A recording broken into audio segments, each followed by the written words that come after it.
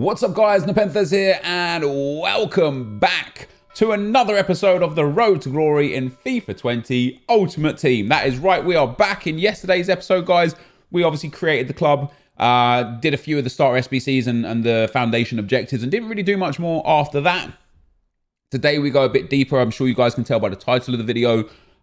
We indeed get Pukki Player of the Month. He's really easy and really cheap. Even now, you know, the price for him is going to continue to grow gradually and then crash again on full release. But the price for him right now is 24k on PlayStation, 29k on Xbox. You get two 7.5k packs back for that. And then you get a card that I think at this stage in the game is brilliant and is actually going to be very, very, very helpful to me in squad battles to reach top 100 this week if I can get my hands on a full version of the game early. We'll talk about that in a little while. But guys, thank you so much for your support as per usual. This year's content, I've been thinking about what I wanted to do this year. We spoke a little bit in the last episode about the fact that it's just going to be a regular Road to Glory because I don't want to keep burning as many coins as I did last year. I want to enjoy the game this year. I don't want to be threatening and worrying. Basically, I don't want to be like saving packs and saving coins for the next big event. I want to be able to freely spend coins on players and packs as I choose and as I wish, just so that I can have fun, more fun this year. And one other change that I am going to make to the series, although this is predominantly going to be mostly post-com content because I really enjoy taking comments from the videos and chatting to you guys about certain things. We are going to do a lot of live content this year as well, probably like a 60-40 or 70-30 ratio split in favor of post-com content. The reason why I want to add a little bit more live content in is because I don't want to burn the series out too quick in terms of answering the same comments and the same questions and get into that phase that we always get into every year, where it's like the next video is, dude, you talked about this in the last video. And then the next video is, dude, you talked about this last week. I don't want to do that. So I feel like by incorporating a lot more live content, it will reduce that need to continually go over the same comments and questions a lot, while still allowing us time to get good comments and important topics discussed and gone forwards with. And with that, we've actually got some good comments for today's video. So all you're going to see for today's episode, guys, is me banging out a bit of squad battles, getting the early objectives done and improving my squad, completing the Pukki SBC. We're going to get a NepentheZ SBC today when this video is released as well. He's coming out, so I bought him just to have on my bench as a good super sub because I played the Squad Battles Team of the Week challenge on Legendary. I beat it 2-1, which I was very happy with because my team is not good. And I noticed that pace is king this year, man, and pace is going to be so important. I want to talk to you guys about my gameplay experience so far here today as well. But pace is going to be so valuable and so vital throughout FIFA 20, in my opinion, unless the day one patch changes things or anything like that. But to have fast players on your starting lineup in the attack and to have fast players on your bench is going to prove to be super useful. Again, in my opinion, maybe there'll be different ways and so on and so forth of playing the game. But just from my experience so far, that's where we're at. So I bought NepentheZ just to NepentheZ. You know who I mean. If it's not NepentheZ, I apologize. Just to make sure I got that pace on the bench. And it was a really important objective for me to beat the AI on Legendary, because I spoke about this on stream. And if you guys want to watch me stream the Road to Glory, mixer.com/NepentheZ, I'm probably live by the time you're watching this video right now. So come check me out, follow the stream and get involved. It's not only going to be Road to Glory on stream. There's going to be a lot of Draft Glory, a lot of packs, a lot of just main account content. So it's not going to be like, oh, if you watch the stream, you're going to ruin the Road to Glory video. Not quite, but there will be some Road to Glory on there as well. It was important for me to be able to be on Legendary because I haven't played FIFA, and I spoke to you guys about this yesterday. I'm brand new to FIFA right now, right? So I didn't practice. What I should have done is banged out the demo on Legendary to understand the way the AI works, how they play, the cheesy things that's able to break them down, but I didn't. I came in blind, and so to beat the Team of the Week on Legendary with how bad my team was day one was a big win, and it made me think, do you know what, I can get top 100 if I get full access to the game. I don't know if I'm going to get full access to the game, but the first comment is from Harry Blundell. Congratulations, Harry, for having the first comment read out on Road to Glory FIFA 20, you beast. He says, if you're not playing games, do it on the web app and save your 10 hours. And generally, I'd say, yeah, you are right. Everything to go on the web app unless you're physically playing a game. I know I'm not. I prefer the immersion of playing the actual game rather than the web app. I've never been a fan of the web app. I don't really use the web app at all throughout the course of the year. I'm always going through the console. And typically every year, like last year, I get a copy of the game early. You know, the position I'm in the industry that I'm in, people just get this stuff early. They message me like, hey man, I've got a copy, a physical copy in the box, unopened. Should I courier it to you? And sometimes it's a yes please, and sometimes it's a no, it's okay, because there's an early access glitch, like last year with the EA access glitch. It seems like there's no glitches this year. Some people say that one glitch does work. Some people found it didn't work. Some people found that it did work. But we'll just play it by here. Listen, if I run out my 10 hours and I can't carry on playing, so be it. It's not the end of the world. Getting top 100 in squad battles week 1 is going to serve one purpose, and that's a video title that's going to bang for views. Getting actual top 100 in terms of the account, it will give us a nice little early boost, but we grind so hard and so much on this account that it's not going to make a difference in the grand scheme of things. So I don't care if I can't get there. I'll just do it if I can. So what you're seeing on the screen now, again, guys, is me just going through some of the daily objectives, the seasonal objectives, and the foundation objectives. A good way to really boost your club early on. You know, you get some coin unlocks through those things. You get some packs, some gold packs with some pretty good players. And in fact, through one of these, we hit a pretty big player as well. A really nice addition to the squad early on. And it really allowed us and helped us get that Pukki. And that Pukki as well is going to be massive for me against the AI with regards to getting top 100 on squad battles, because his finishing, once you apply a sniper to him, which against the AI I would recommend because pace isn't necessarily too important against them, once you get that finisher on him, he goes 99 positioning, 99 finishing. Can't fault that at all. He will bang things in. So Turch says, the best time of year, so hyped for this nep, every year is better than the last. Let's go. And thank you to you, Turch, and everybody else that showed up, commented, liked the video, watched the video. I appreciate you guys a lot. It's always a scary feeling as a YouTuber when you take a big break on a channel. Like, we didn't upload for almost 2 months on this channel, and in that 2 months, it's like, what if they just don't come back? You know. So it's good to see you guys back in abundance. Like I say, like almost 150,000 views at the time of recording this video on episode 1. That's a massive amount of viewership so early. So I thank you guys very much for picking me again. Tom Holland says, yo Nep, this is a big one. At the moment, you don't need to put fitness cards on. I've played 10 games of squad battles with the same squad, yet all my players start on full fitness in game, despite it saying they have 70 to 80 fitness before the game. Now, if you guys remember, back in FIFA 16, there was something which is known thoroughly as Chemgate, but was actually found due to a fitness glitch. What happened was, and it was tracked to being in the game as far back as FIFA 11. And basically the issue was is that any card that wasn't a day one card, so basically any card that wasn't in the game at launch in the initial database, was never impacted by chemistry nor fitness. And it was a massive blow up scandal for EA. And of course they patched it, they fixed it, they moved on, and it's just been forever known as Chemgate. I haven't looked at it myself yet, Tom, but I will after I record this video. I'm going to have a look and really, you know, just try and see as we get our next pack in there, just try and see if this is true or not. If it is, make hay while the sun shines. Just bang out as many games as you can, not worrying about fitness, and then as soon as EA patch it, then apply your fitness card. Brilliant. But it might just be a visual misrepresentation that I know that happens from time to time. So yeah, that's something that we're definitely going to have a look at and go and have a feel for, to really get an understanding of whether or not it's going to be right or it's going to be wrong. Jack Davies says, love these videos. I hope you don't pack anyone big like last year, so there is more of a grind. Yeah, last year was a bit interesting because I packed some good cards quite quickly. You know, we got obviously Trezeguet Prime, that was a big win.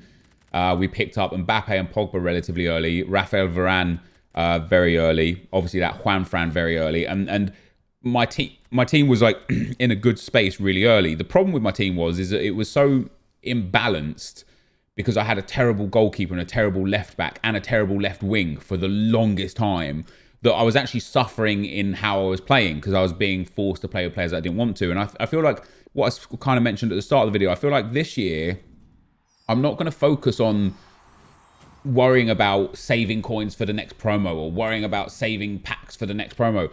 I'm just going to open packs as they come, buy players, try and trade as much as I can, try and improve my squad as much as I can, and try out players. I want to actually try different players each weekend league and have the luxury and freedom of rotating my squad and having a couple of squads and some favorite players. And like this year, I'm not going to sell. If I get somebody to like 100 goals or 300 goals or something, I'm not going to sell them this year. I want to keep them and just keep them in like a history squad, you know. So we get our first special pack, guys, our first big pack of the episode of the series. Really, it comes up. It's a board.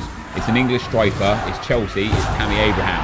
Now, initially, excuse me, this isn't like huge news, and hilarious that this is the comment we're talking about right now, because he's only worth 10,000 coins, which isn't crazy.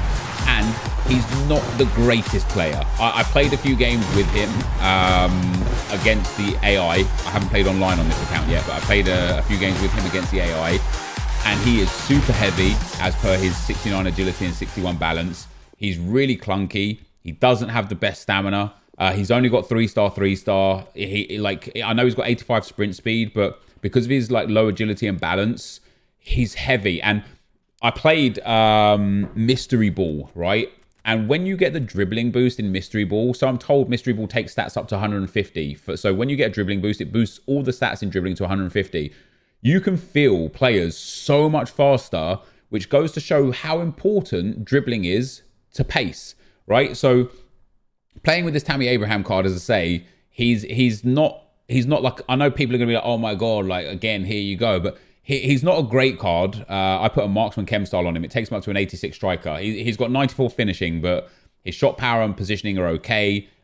His dribbling isn't great. His stamina is only 71. Like his passing is absolutely terrible. And so this isn't a great card. And in terms of value, he's only selling right now for 12,500 coins, which at this stage in the game, it's a nice amount of coins. And I could definitely go and pick up a couple of players to improve my squad. But what I like about having this Tammy Abraham card is the fact that on squad battles, he should be quite good for me. And because he is a week 1 team of the week, he's English and he's from Chelsea, in 6 weeks, 8 weeks, 10 weeks, he is going to be close to extinct. So I know we're thinking very long term with this one, but he is going to be a really, really good addition to the club way down the line just for profitability, right? And I would suggest to any of you guys that do have coins lying around right now, informs from week 1, go and check Footbin from FIFA 19, FIFA 18, 17, even FIFA 16. Informs from week 1 are so rare in general and get utilized the most for the early SBCs when they're required in general, that they become rarer and rarer and rarer to the point where they are just near impossible to attain. So for example, if EA release the SBC for Joseph Martinez tomorrow and it requires an inform, all the week 1 informs are going to be ones that get dumped. Now we've got another pack and we've got another big player there. We've got an 85 rated Raul Jimenez, and obviously that's very, very nice because I wanted to complete Pukki and I wasn't in a good spot to complete him. Obviously, you know by the title of the video that I did. He is gradually creeping up. He was at like 18k yesterday. Now he's at 24k, and as I said, his price is going to steadily increase and increase and increase until full launch. Because at full launch, when people dump packs, 82 rated and 81 rated cards are just going to go through the floor. He'll go down to like 20k, and he's there for 27 days. So you've got plenty of time to attain him.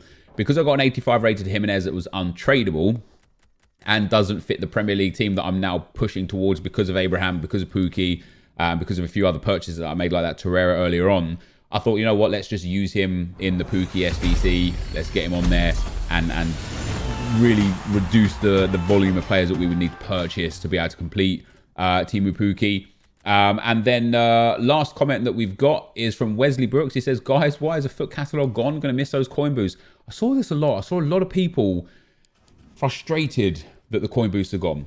First of all, I logged onto my account and I got 15 game 1k boost unlock for returning to FIFA. So most of you guys should have got something similar if you're on an account that is more than 1 year old, because last year FIFA, was it FIFA 8? No, FIFA 18 might have been my first Road to Glory on PlayStation. But yeah, my account's only like 3 years old. It's not too bad at all. Also, the season objectives, objective 2 is a coin unlock.